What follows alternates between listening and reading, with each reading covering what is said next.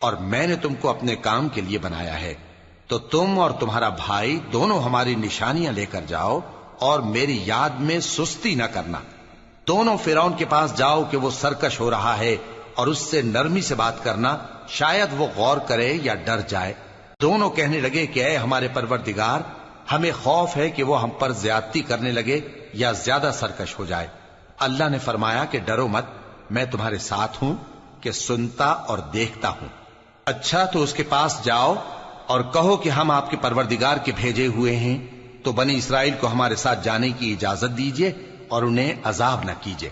ہم آپ کے پاس آپ کے پروردگار کی طرف سے نشانی لے کر آئے ہیں، اور جو ہدایت کی بات مانے اس کو سلامتی ہو۔ ہماری طرف یہ وحی آئی ہے کہ جو جھٹلائے اور منہ پھیرے اس کے لیے عذاب تیار ہے۔ غرض موسیٰ اور ہارون فرعون کے پاس گئے۔ اس نے کہا کہ موسیٰ، تمہارا پروردگار کون ہے؟ کہا کہ ہمارا پروردگار وہ ہے جس نے ہر چیز کو اس کی شکل و صورت بخشی، پھر راہ دکھائی۔